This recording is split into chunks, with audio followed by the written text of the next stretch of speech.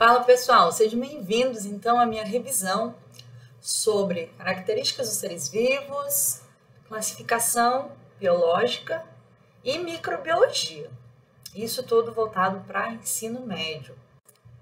Sobre o que a gente vai conversar nessa revisão de hoje? Nós vamos falar sobre as características dos seres vivos, o que é um ser vivo. Nós vamos falar sobre classificação biológica, como a gente dá um nome científico, como a gente sabe se uma espécie ela vai ser aparentada de outra. A gente vai falar de vírus, vai falar de bactéria e vai finalizar nessa revisão falando um pouquinho sobre os protoctistas. Tá certo? Então, sem mais delongas, vamos começar nossa revisão. Como eu acabei de falar, a gente vai começar conversando um pouquinho sobre as características dos seres vivos. O que um indivíduo precisa ter para ser considerado um ser vivo? Será que todos os organismos que existem na Terra são seres vivos? Pois bem, a gente precisa seguir alguns pré-requisitos para a gente considerar que um dado organismo é um ser vivo. O primeiro pré-requisito fundamental é que todo ser vivo ele tem uma célula. Alguns indivíduos eles vão ter uma célula mais simples, como por exemplo as bactérias. Aqui à minha direita, olha, eu estou mostrando com laser como seria a célula de uma bactéria. Plantas também têm célula. Ó, essa verdinha é a célula vegetal e aqui a gente tem uma célula animal e célula de fungo, tá? Então, todos os seres vivos, eles vão ter célula. Se o indivíduo não tem célula, ele não é um ser vivo. O que mais que a gente vai precisar ter? DNA, material genético. Aqui eu tenho uma imagem, tá? Uma representação do que seria um DNA. Se o indivíduo não tem DNA, ele não é um ser vivo. Além disso, todos os seres vivos, eles vão precisar passar por um ciclo vital, ou seja, eles precisam nascer, crescer, tá? Eles até chegar ao óbito. Alguns indivíduos eles vão reproduzir, outros não, tá? Mas esse é o ciclo vital. Em relação à reprodução, todos os indivíduos eles têm capacidade de reproduzir. Não necessariamente eles vão reproduzir, mas eles têm essa capacidade. Alguns organismos eles só se reproduzem assexuadamente, ou seja, a partir de um mesmo indivíduo você vai obter um outro indivíduo. Existem indivíduos que se reproduzem somente sexuadamente, ou seja, você precisa de gametas femininos e gametas masculinos. Você precisa que esses gametas eles fecundem, formando um ovo, tá? Formando um embrião. E vai ter indivíduos que vão se reproduzir tanto assexuada quanto sexuadamente, tá? Isso é um pré-requisito para o indivíduo ser vivo, ser considerado um ser vivo.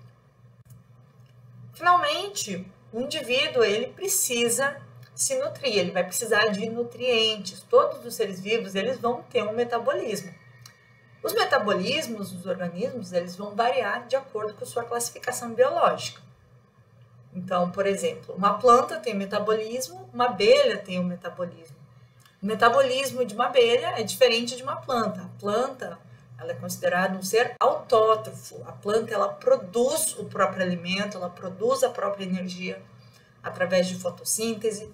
Já uma abelha, por exemplo, ela não consegue produzir o próprio alimento, mas ela vai se alimentar.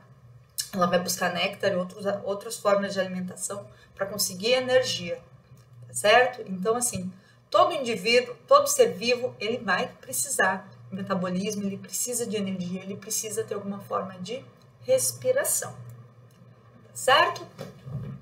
Pois bem, dando continuidade então para a nossa revisão, agora que a gente já sabe o que é um ser vivo, a gente já pode aprofundar um pouquinho mais e entender como é que a gente faz para classificar um ser vivo. Como que a gente faz para dar um nome para um ser vivo? Como que a gente faz para agrupar um ser vivo? Uma das primeiras pessoas que tentou classificar os seres vivos foi esse senhor aqui, ó, o Aristóteles. O Aristóteles foi uma das primeiras pessoas que tentou organizar a classificação dos seres vivos, só que na época não se tinha tanto conhecimento, tanta informação. Então, algumas coisas que ele fez perduram até hoje, algumas classificações, mas outras acabaram caindo por terra com o passar dos anos. A taxonomia que a gente segue até hoje, a classificação biológica que a gente segue hoje, ela segue, na verdade, ela foi proposta por esse senhor aqui, ó, tá? O Linneu. Tá? Esse senhor aqui, lá por volta de 1750, ele propôs um sistema de classificação biológica, onde ele propôs como a gente poderia agrupar os indivíduos, como a gente poderia nomear os indivíduos. Foi ele que propôs os nomes científicos dos organismos. Então, o Linneu, ele fez uma classificação com base nas características morfológicas. Vocês precisam lembrar que na época que Linneu viveu, ainda não se sabia o que era genética, então a gente não tinha informações sobre as similaridades genéticas dos indivíduos. Então, ele usava basicamente característica morfológica, ou seja, ele considerava a aparência. Indivíduos que eram parecidos, ele colocava em um mesmo grupo. Por exemplo, as árvores. Ele colocou as árvores em um grupo e os animais em outro grupo. Como o Linneu ele percebeu que nem todos os animais, por exemplo, eram iguais, ou nem todas as árvores eram iguais, algumas árvores eram mais parecidas entre si do que com outras, então o Linneu ele resolveu criar diferentes táxons, tá? Sendo que o táxon mais amplo, tá? Ele ia ser mais abrangente e esses táxons eles iam ser subdivididos, afunilando, tá? Até categorias bem mais específicas. Como assim, Mário? Ele criou o seguinte sistema de classificação. Ele criou uma grande categoria bem ampla chamada de reino. Tá? O reino era uma categoria bem ampla. Por exemplo, reino dos animais. Todos os animais foram colocados nesse grande grupo. Dentro do reino, nós temos o filo. Aí nós vamos ter o filo dos animais com ossos, filos de animais sem ossos, filo dos insetos. Tá? Dentro de filo, nós temos várias classes. Dentro das classes, nós temos nós temos ordens. Dentro de uma ordem, a gente tem várias famílias. Dentro de uma família, a gente vai ter vários gêneros e até chegar em espécie. Quanto mais para baixo aqui, mais similar entre si os indivíduos são. Por exemplo, quem vocês acham que vai ser mais parecido? Indivíduos que pertencem ao mesmo gênero ou indivíduos que pertencem ao mesmo reino? Indivíduos que pertencem ao mesmo gênero são muito mais parecidos entre si do que indivíduos que são do mesmo reino, porque o reino é uma categoria mais ampla. Então, assim, o Linneu ele propôs que indivíduos com características morfológicas muito semelhantes fossem colocados na mesma categoria taxonômica. Quanto mais parecido, maior seria o número de categorias compartilhadas por um mesmo organismo. O Linneu ele também propôs que as espécies recebessem nome científico, e esse nome científico deveria ser composto por duas palavras. A primeira palavra seria o gênero e a segunda palavra seria o epíteto específico. O gênero, gente, ele se refere ao conjunto de espécies muito aparentadas. Então, vamos pegar um exemplo que a gente tem aqui, a onça. A onça, ela pertence ao gênero Panthera. Só que o gênero Panthera não é composto apenas pela onça. A gente tem outros animais que também pertencem a esse gênero, como, por exemplo, o leão. O leão também pertence ao gênero Panthera. O tigre pertence ao gênero Panthera. Então, esses indivíduos, eles compartilham muitas características, eles são carnívoros, tá? São carnívoros, são predadores, eles têm algumas características em comum, tá? Então eles pertencem ao mesmo gênero. Já o epíteto específico, gente, vai ser o que vai designar a espécie em si.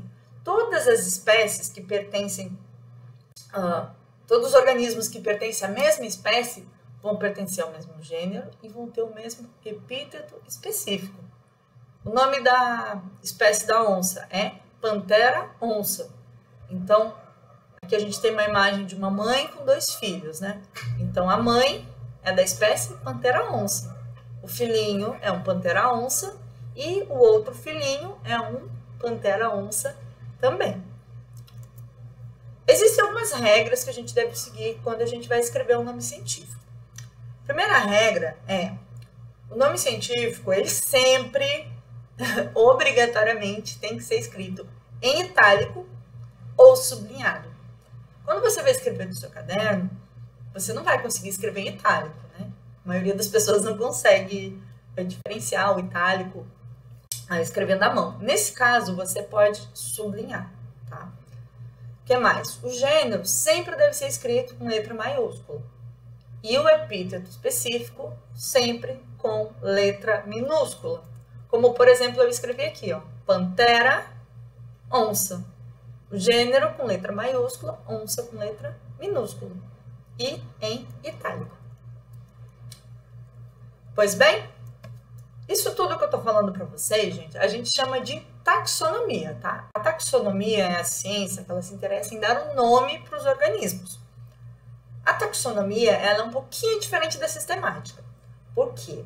Enquanto a taxonomia está mais focada em dar o nome, no caso da sistemática, a gente está interessado em entender as relações de parentesco.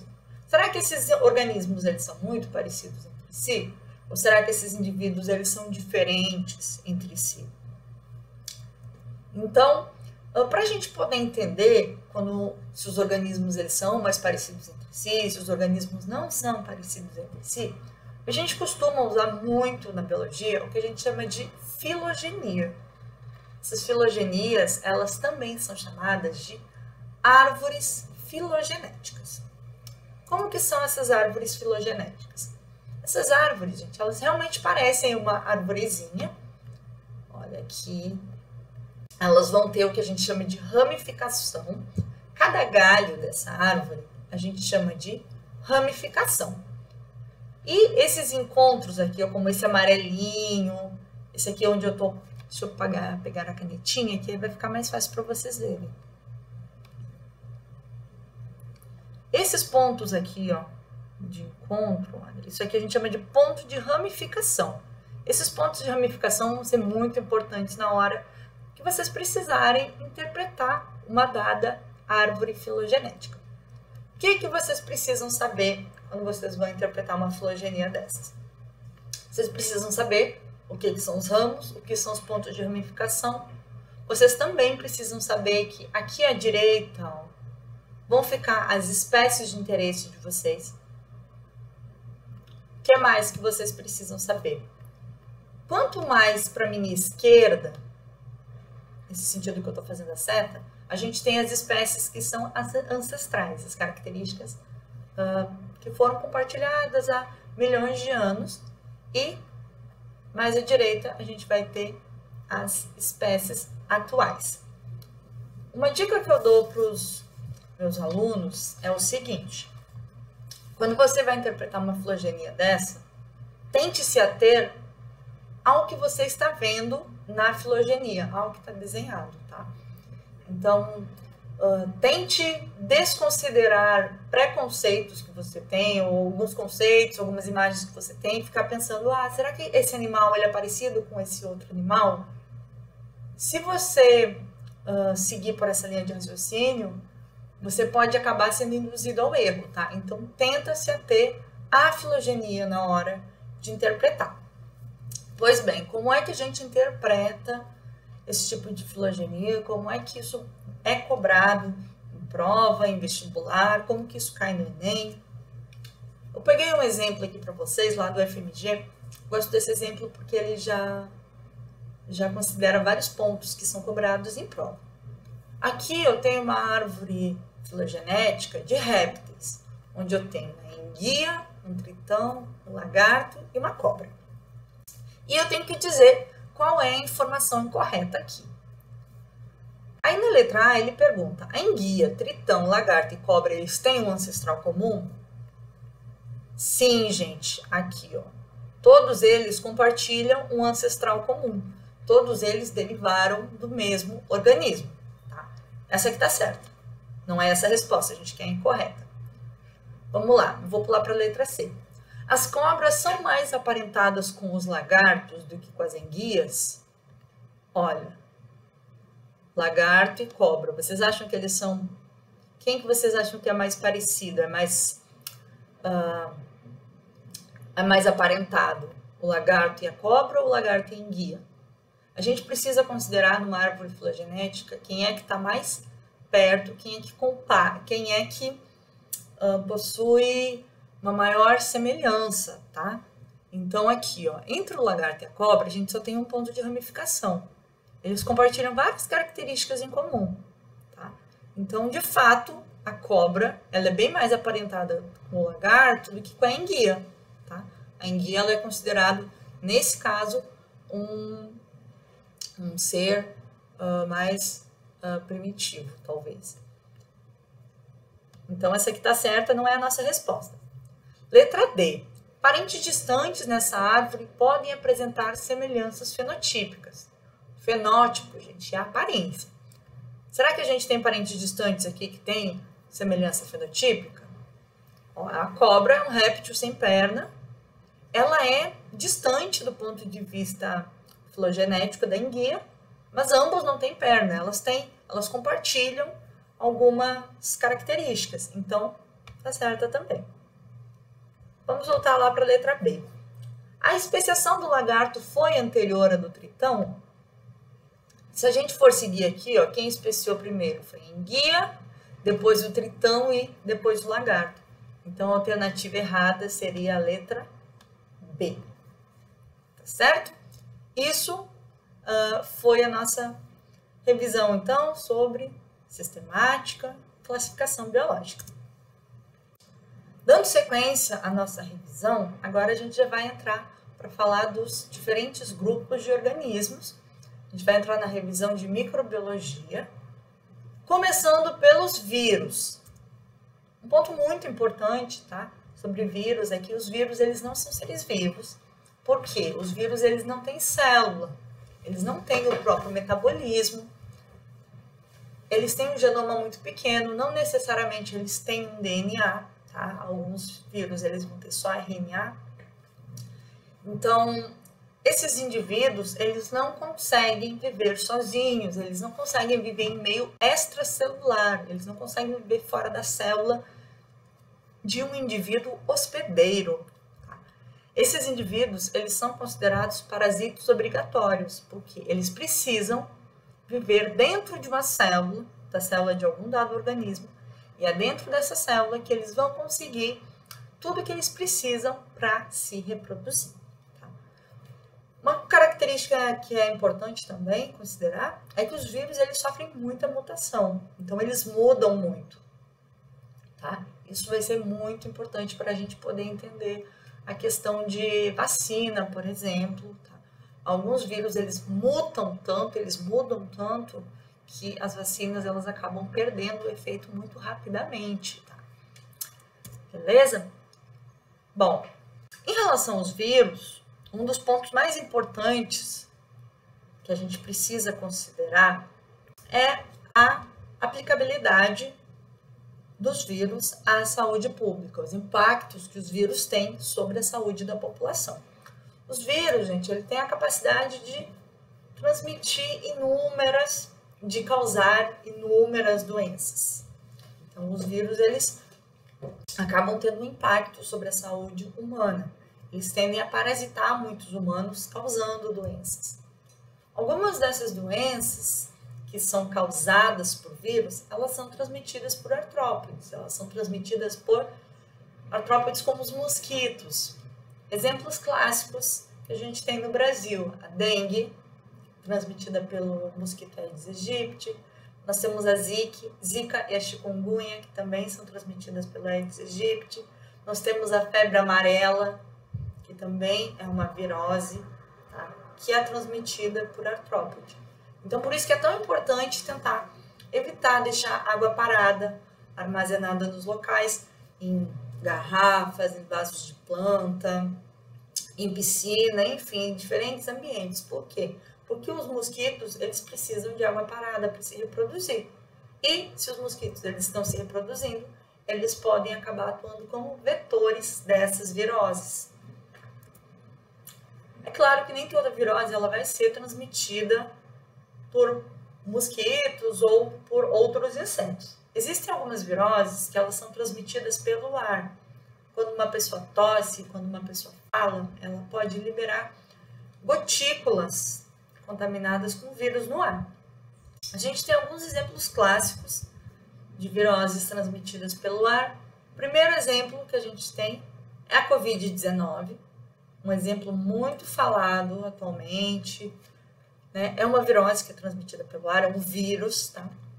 Vírus SARS-CoV-2. Nós também temos a gripe, causada pelo vírus influenza. É um vírus que é transmitido pelo ar, por espirro, quando uma pessoa tosse. Nós temos a catapora, a rubéola, sarampo, varíola, poliomielite, cachumba. Cabe destacar que para a maioria dessas viroses há vacinas, tá? As pessoas podem tomar vacina para poder evitar de contrair essas doenças, o sistema imunológico está preparado para poder combater essas viroses. Então, e um ponto que é interessante é que de 2016 para cá, a taxa de vacinação contra essas doenças, como catapora, rubéola, varíola, polio, cachumba, ela caiu mais do que metade, caiu pela metade. Então, as pessoas precisam voltar a se vacinar porque é muito importante, tá? Para poder prevenir esse tipo de infecção por vírus, para esses vírus em específico. Além da gente ter viroses, o vírus, né, que são transmitidos pelo ar e vírus que são transmitidos através de artrópodes, de insetos, nós também temos alguns vírus que eles são transmitidos eles são considerados doenças sexualmente transmissíveis, eles podem ser transmitidos através do ato sexual, através do compartilhamento de seringas. Existem algumas doenças em específico que são muito comuns entre a população. Primeira DST que a gente tem, que é causada por vírus, para comentar com vocês, é a AIDS. Segunda doença é o HPV. Terceira é hepatite C. E nós temos a herpes genital. Todas essas, eles são vírus que eles são transmitidos, certo? Então, são causados por vírus. Pois bem, partindo agora para as arqueobactérias, seguindo em microbiologia, mas discutindo sobre arqueobactérias, diferentemente dos vírus, as bactérias e as arqueas, elas são seres vivos. São seres vivos muito simples, mas são seres vivos. São seres vivos que possuem célula do tipo procarionte, ou seja, uma célula muito primitiva. A maioria desses organismos possui somente uma célula, por isso que eles são chamados de unicelular. Essas bactérias, elas podem ou não ter uma cápsula, ou seja, uma capa protetora externamente. Algumas bactérias, elas vão ser consideradas de vida livre, enquanto outras vão ser parasitas. Existem algumas bactérias e arqueobactérias que elas são consideradas autótrofas, ou seja, elas têm a capacidade de produzir a própria energia.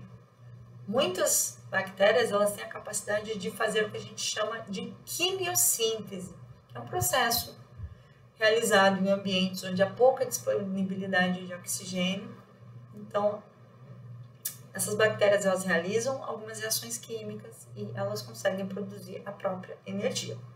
E, ao mesmo tempo, também existem bactérias que não são capazes de produzir a própria energia, então elas precisam buscar alimento em outras fontes. Nesse caso, a gente fala que a gente tem arqueobactérias que são heterótrofas, elas precisam buscar energia em outro local. Finalmente, como as bactérias são seres vivos, elas têm capacidade de se reproduzir e elas podem se reproduzir tanto assexuadamente, ou seja, a partir de uma bactéria, a gente pode obter 2, 3, 4, enfim, várias, ou elas podem se reproduzir sexuadamente. Na reprodução sexuada, você vai ter diferentes bactérias que vão trocar o material genético através da conjugação, por exemplo. Uma bactéria ela vai encostar na outra, elas vão trocar o DNA entre elas. Assim como os vírus, as bactérias elas também têm a capacidade de causar muitas doenças. Existem muitas doenças que são causadas por bactérias que já não são mais tão comuns na sociedade, algumas ainda persistem.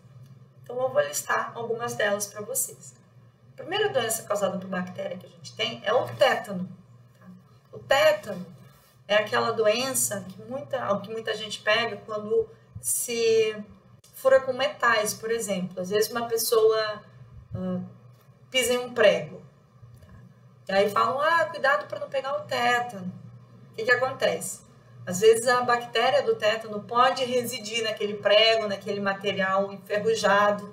Tá? E quando uma pessoa ela acaba se ferindo, através do corte, a bactéria vai entrar e a pessoa vai acabar ficando doente. A cárie também é uma bactéria. Tá? O que mais? Tuberculose, leptospirose, hanseníase. A hanseníase ela era chamada de lepra até algumas décadas atrás. Cólera também é uma doença causada por bactéria. Nós temos outras doenças e problemas de saúde como difteria, meningite, acne, pneumonia, que são causadas por bactéria. Em relação à pneumonia, cabe destacar que existem dois tipos de pneumonia. Tá? A gente tem a pneumonia bacteriana, porém, ao mesmo tempo, a gente também tem uma pneumonia que ela é considerada viral. Tá? Então, nem toda a pneumonia ela é bacteriana. Há também a gastrite bacteriana. A gastrite é uma outra doença que ela pode ter diferentes causas. Uma das causas é a bacteriana, né? Quando as bactérias elas passam a se proliferar na região estomacal. E a infecção urinária ela também é causada por bactérias. No caso de todas essas doenças bacterianas, o tratamento se dá através do uso de antibiótico. Porém, o recomendado é que os antibióticos eles não sejam tomados por conta própria. Pelo contrário, a pessoa deve buscar um médico que vai passar uma receita e vai ensinar exatamente como que a pessoa deve tomar esse antibiótico. Um problema que a gente tem com antibiótico atualmente, antibiótico e doenças, é que as pessoas, elas, depois de 2, 3 dias, quando elas já se sentem melhor, elas acabam abandonando o antibiótico. E isso é um problema, porque acaba fazendo com que algumas pessoas, elas criem resistência ao antibiótico. Algumas bactérias, as bactérias que são mais resistentes a remédio, elas vão sendo selecionadas. E com o passar do tempo, alguns antibióticos eles deixam de fazer efeito. Bom, assim como existem DSTs causadas por vírus, também existem DSTs causadas por bactérias. Existem algumas doenças que também são transmitidas, algumas doenças bacterianas que também são transmitidas através do ato sexual. As principais DSTs que nós temos, que são causadas por bactéria, são a sífilis, a gonorreia, o cancro mole e a clamídia. Pois bem, agora a gente já está se encaminhando para o final da nossa revisão. A gente vai falar um pouquinho sobre o reino protoctista. Os protoctistas, eles são divididos em dois grandes grupos, as algas e os protistas. Nós vamos falar primeiro das algas. As algas, eles são seres eucariontes que podem ter apenas uma célula, ou seja, serem unicelulares ou pluricelulares, ter várias células. As algas, elas têm a capacidade de fazer fotossíntese, elas são autótrofas, elas produzem seu próprio alimento. Elas se reproduzem tanto de maneira sexuada quanto de maneira assexuada, e elas tendem a ser encontradas em ambientes que são úmidos. Elas podem ser encontradas tanto em ambiente de água doce quanto em ambiente de água salgada. As algas, elas são muito importantes para a sociedade porque elas constituem a base das cadeias alimentares. Existem plânctons, por exemplo, que eles servem de alimento para peixes. Os plânctons são um tipo de alga. Nós temos também, por exemplo, algumas algas que parecem uma plantinha, que alguns animais vão se alimentar também. Então, eles são a base da cadeia alimentar. Humanos, inclusive, podem comer algas. Existem várias algas que são usadas como base da culinária humana. A partir das algas, a gente consegue extrair elementos como o agar. O agar, ele é utilizado para a produção de laxante, de goma, de gelatina, tá? Então, aqui a gente tem um exemplo de algumas placas de Petri com algas. Isso aqui, gente, serve como como se fosse um material para você poder cultivar algumas bactérias, para poder identificar se há uma dada bactéria num dado local ou não, tá? Então, o agar ele acaba tendo um grande interesse médico, uma grande importância do ponto de vista da saúde pública. E as algas, elas também são importantes porque elas são consideradas indicadores ambientais, ou seja, elas podem ser usadas para falar um pouquinho sobre a qualidade de um dado meio, de um dado local. Aqui eu coloquei uma imagem para vocês de um ambiente eutrofizado. Vocês estão vendo isso verde aqui? Isso verde são algas que estão na água. O que acontece? Quando há muito material orgânico, quando há muito nutriente na água, como por exemplo muito nitrogênio, muito fósforo, as algas elas começam a se reproduzir muito. Quando é que a gente tem esse excesso de nutriente na água? Geralmente, quando é colocado algum fertilizante, quando algum fertilizante escoa de lavouras para a água, ou quando o esgoto é depositado na água. Então, as algas, elas têm muita comida, muito alimento, elas começam a se proliferar. E o que acontece? Quando elas começam a se multiplicar, elas vão consumir muito oxigênio, então vai começar a faltar oxigênio na água, ao mesmo tempo que elas vão começar a bloquear a entrada de luz no ambiente aquático. Então o que vai acontecer? Sem luz e sem oxigênio, muitos peixes eles vão acabar morrendo, tá? Então isso vai acabar desequilibrando todo aquele meio. As algas elas também podem ser um indicador da qualidade do ar. Em locais onde o ar ele não é poluído, a gente tende a encontrar muito o que a gente chama de líquen. Líquen é uma associação de algas e fungos, tá? Então, os fungos eles não conseguem fazer fotossíntese, mas eles conseguem se proliferar em locais que não são tão dependentes de água.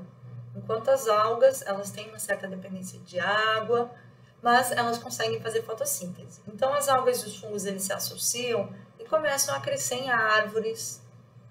Tá?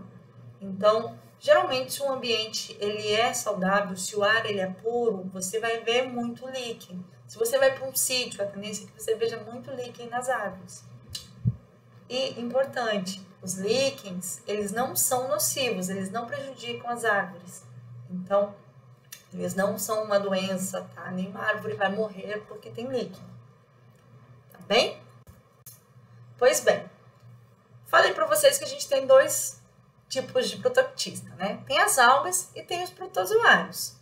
Aqui eu coloquei um exemplo de um protozoário para vocês. Ele é um ser que a gente não consegue ver a olho nu, a gente precisa olhar no microscópio. Os protozoários, eles também são seres eucariontes. Eles são unicelulares, ou seja, eles têm uma célula. E no caso dos protozoários, eles não têm capacidade fotossintética. Eles não conseguem produzir o próprio alimento. Então, é por isso que eles são chamados de heterótrofos. Alguns protozoários, eles são de vida livre. Eles são encontrados em diferentes ambientes. Eles não são parasitos. Enquanto outros, eles são parasitos e têm a capacidade de causar doenças.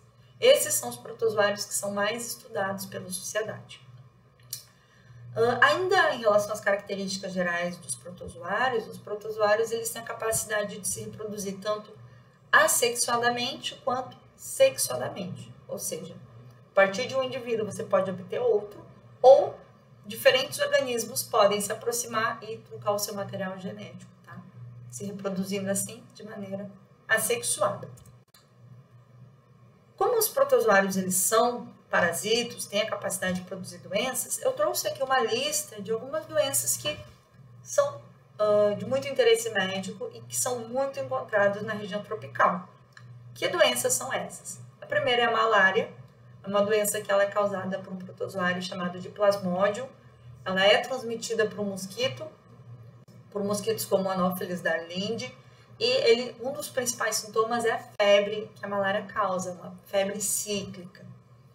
Nós temos também a leishmaniose, que ela é causada por um protozoário chamado de leishmania. Ele também é transmitido por mosquitos. E no caso da leishmania, o principal sintoma é a presença de grandes feridas no local da picada do mosquito. Nós temos ainda a doença de Chagas, que é causada por um protozoário chamado de Trypanosoma cruzi. O trypanosoma ele é transmitido geralmente através das fezes de barbeiro. O barbeiro é um inseto, tá? Então, às vezes, o barbeiro ele defeca num dado local e quando esse inseto ele defeca, se há trypanosoma nas fezes dele, ele pode infectar aquele alimento, a água, a pessoa, enfim.